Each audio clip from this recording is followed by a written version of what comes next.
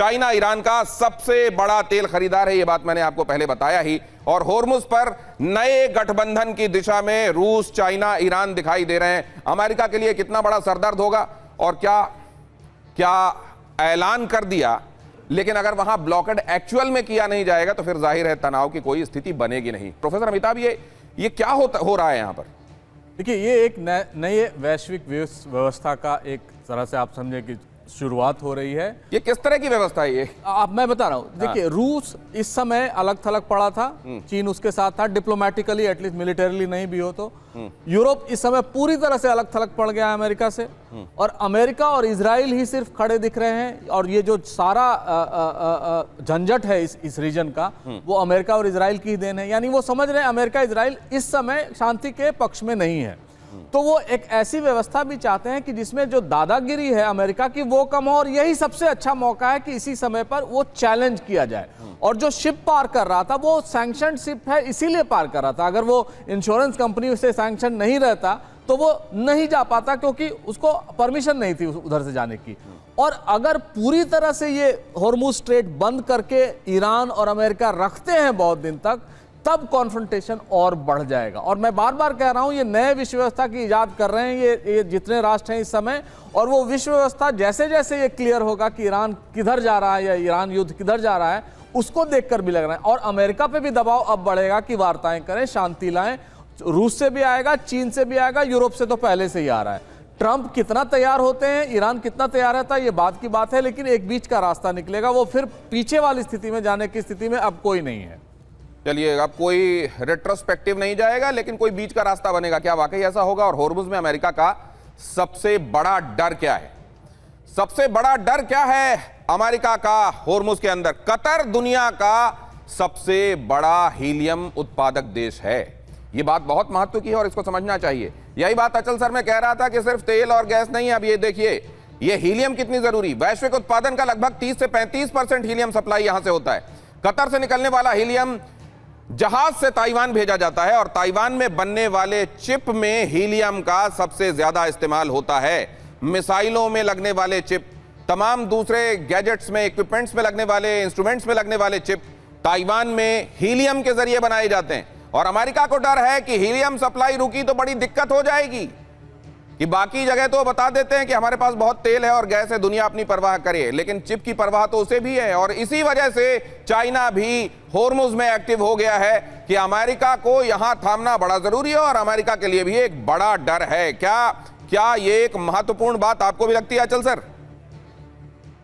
No, definitely. देखिए, America Taiwan से काफी चिप्स के लिए, जहां तक चिप्स का सवाल है, इन चीजों को लेकर काफी डिपेंडेंट है। और अगर इसमें भी सप्लाई चेन्स में डिसरप्शन होती है तो इसमें तो अमेरिका का खुद का नुकसान है। और अगर आप चाइना के पॉइंट ऑफ व्यू से देखें तो अगर ये सप्लाईज अमेरिका को रुकती हैं तो इसमें तो चाइना के पॉइंट ऑफ व्यू से फायदे वाली बात है। लेकिन ये लॉन्ग टर्म बात है। अभी आने वाले, अगर ये लंबा चलेगा तो ये सब चीजों का इम्पैक्ट तो हर चीज का, हर पूरी दुनिया के हर देश के ऊपर कोई ना कोई इम्पैक्ट पड़ने वाला है।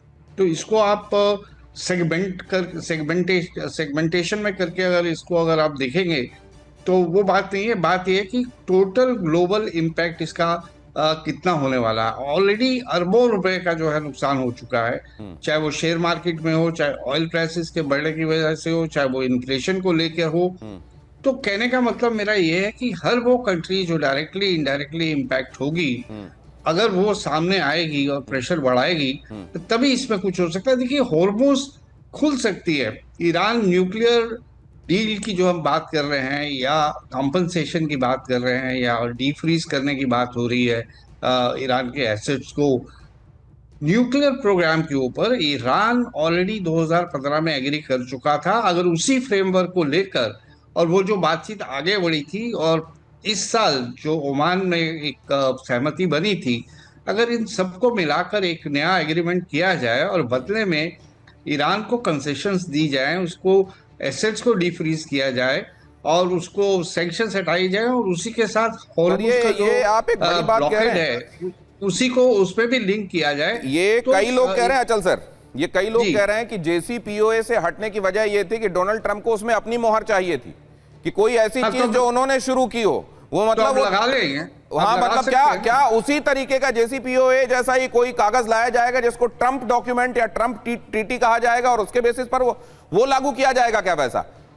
तो क्रेडिट वो लेना चाहेंगे ना, अपनी लेगेसी हाँ। कुछ तो छोड़नी है उन्होंने, वो लेगेसी के भूखे हैं भाई। पहले वो लेगेसी छोड़ना चाहते थे as the world's biggest peace maker, fail हो गए वहां पे।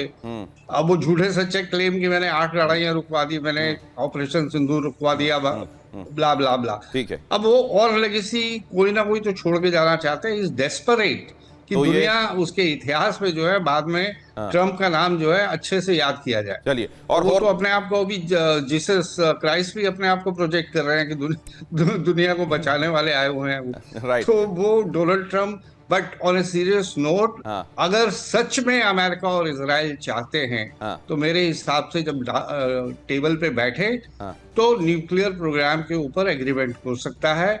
इस एग्रीमेंट को आप lifting of sanctions, defreezing of assets के साथ जोड़कर और हॉर्मुज को अनब्लॉक करने के साथ जोड़कर एक ओवरऑल कॉम्प्रिहेंसिव एग्रीमेंट कर सकते हैं, प्रोवाइडेड आपकी नीयत है। नीयत, इजराइल और की पहले ये दौर में नीयत तो सर ये नहीं है। नजर आई ना।